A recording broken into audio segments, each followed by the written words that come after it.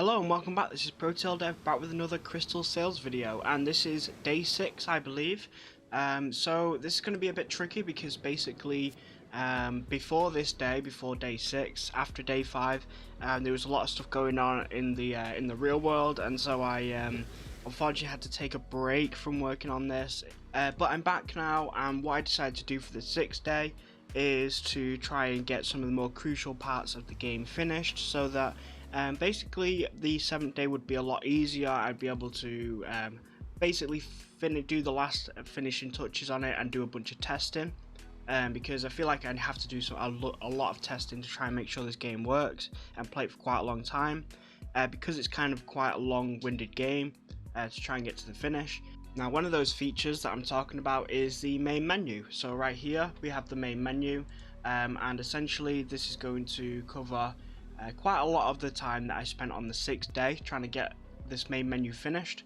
So what we can do is click this, just turn down the volume a little bit. The levels, what you can do is you can see that we got the scenario which explains the story, why you're here.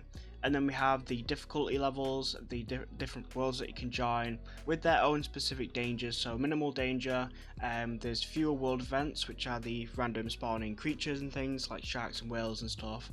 And it's going to be the middle of the day, so the best visibility.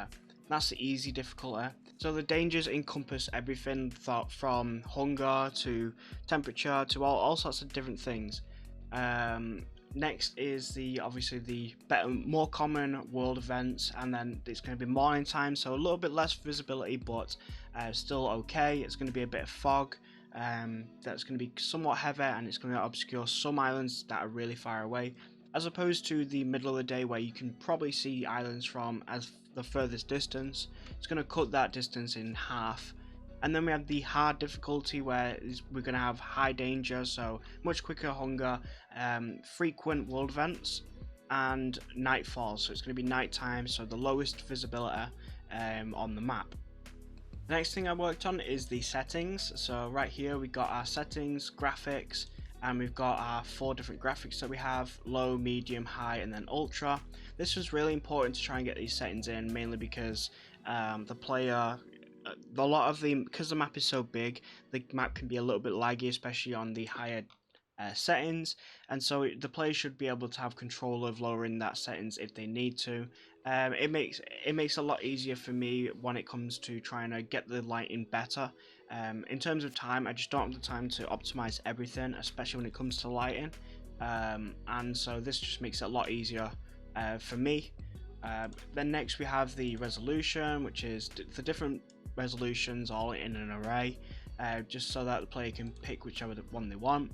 We have the full screen as well, so you can toggle this on and off. So this right now is on, and it's off. These will only be functional when it's actually been built, so when the game has been built into an application. Right now we're still in the editor, so it's not working yet. And then we have the music slider and the effects.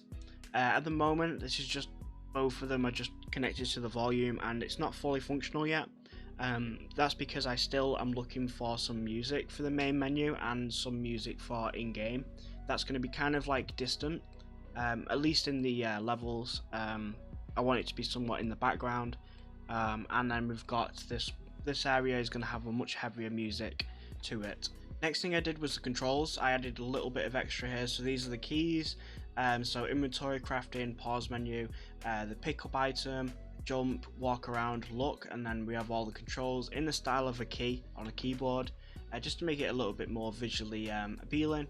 And then we have the ship's controls, so that was the player controls. Now we have the ship 1 and 2 to enter and leave sailing, then T and R to raise and drop the anchor. W is forward when you're sailing, and then turning left and right is A and D. And I also changed the fire weapons to left mouse, so that right mouse was taken as pickup item only, just utilizing all these different keys, and so that players don't get confused.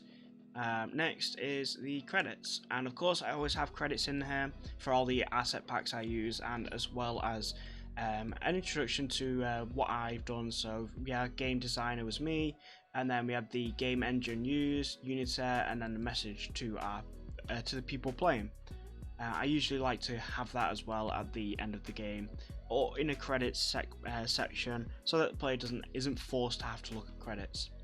So the next thing that I want to talk about is, now that the level is loaded, we do actually have an options/pause menu. So if I just press escape, you can actually see right here we got this menu. Now the buttons aren't working completely. The only thing is that I forgot to take off the text raycast, so that the text is right now blocking some of the buttons, and I can only hit them on the edges. But you can click these and resume, we can restart, and we can quit to main menu. Again, functionality is working, it's just a slight mistake that I'll fix probably after this. And it's very obvious that at the very bottom left, above the beacon signal, we now have a objective screen. So when you complete the game, this will change to a text basically explaining what you've got to do to escape, and there'll be like a cutscene that starts when that shows. But before that, we have the objectives. So collect resources, craft sloops, craft other ships, which is optional, collect crystals, and then craft the 5 beacons. These crystals are now in the world as well, so before they weren't in the world yet, you couldn't actually use them, you couldn't craft any beacons legitimately, but now you can go around and search for them, and I'll explain a little bit more in a second about how to get those crystals and where they are. Before I do that, what I'm going to do is I'm going to quickly show what the end cutscene is like. So if we just pretend like we've collected a bunch of stuff, and as you can see here, let's pretend I just collected 50 of every item, and then we can now go ahead and craft some beacons. Let's go and do this at the dock over here. And what we can do is we can go and press E and then craft, and then let's craft a bunch of these. So 1, and at the bottom left you'll see that it'll actually change in a second. It's something like 10 to 15 seconds it gets updated. There you go, so we got 1. Now we can craft another one. So let's just craft a couple of these. Okay, so there we go, we got 3 of them. And now what we can do is we can craft another 2, and we will actually be able to witness the end cutscene. So there's the 4th one, which you can see. And then the final one will actually begin the cutscene. If I just stand over here, I'm just to get a good look at what's going to happen. And then let's craft. Once it's updated, what will happen is a cutscene will start, and there you go. So we got the 5th beacon, and with all the beacon signals powered, combined, has allowed the searching ship nearby to be alerted to your location and is on the way to rescue you. And what will happen is we'll see a ship flying in a second to come and save us. Oh, and as you can see, here comes the ship. So the ship will come in and we'll be able to see it, and this is basically the ending. You'll be able to see the ship pretty much from anywhere on the map in the distance, and what it'll do is it'll slowly come down, a little ship will appear, and in a second we'll be able to board that ship, and that will basically end the game. As you can see, it comes over here, we can jump to these rocks, and you'll see a little effect right here which allows us to actually exit. Now currently there's no actual functionality for that ending, but the trigger and everything is working. It just doesn't send us to like an end screen or anything yet. I am working on that. But basically, it's either going to send you straight to the menu, or it's going to come up with a screen saying you've won, you've managed to escape. So as you can see, the ending is pretty much there. It just needs that UI. Another thing is that the movement of the shark has been animated slightly, and the whales have all been fixed. So now they'll actually look to you properly, and they'll also move to you and like a slight wiggle, almost like a swimming motion. It's a bit finicky and a bit not great, but that's because the whale and shark doesn't have a rig, has no skeleton, so I can't animate individual movements. It's just basically a model, and so I've done my best to try and make it lifelike. Another thing is if I quickly board this ship right here and I jump in, when we fire, There'll also be a slight difference where I basically fixed it so that you can't continuously fire when you're not on the ship. So before, what you could do is you could go over to your weapon and you could basically fire from anywhere. I didn't want to do that. I wanted to actually fire from over here and have that be part of it. It was an interesting idea, being able to shoot from the ballistas and even being able to shoot anywhere on the ship, but I didn't really like it. I want you to only shoot really when you're actually sailing. Another thing is that whales and sharks spawning has now been fixed, so now they won't just like collide with each other and then spawn all over the place and not be able to chase you. Now they can't really they can collide with each other, but they won't push each other into random directions, and they won't spawn right on top of each other anymore. And made it so that they do spawn at different points, so they'll be more likely to surround the ship than they were before. Before, they were basically all together on one group, which I liked the idea of that, almost like a swarm.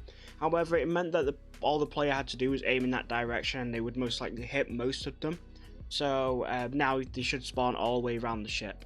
So the next thing I want to show, and I'm going to quickly just come out of here and go into our prefabs, is that all of our animals now have actual death animations when you hit them, and there's a lot of effects that I've added in, so custom effects, and so a lot of these have them.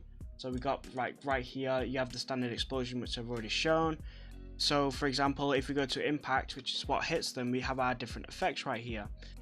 And basically when these impact an individual enemy, so a shark or a whale, these different effects will appear. So depending on what it is, if it will have the standard impact effect and the sound, which is right here, but we'll also have the ground hit, water hit right there, but it'll also spawn, it'll actually spawn these random effects. So we'll have fireworks for the whale, we'll have the ripple effect for when any enemies hit, and we'll also have the yellow small effect for the sharks.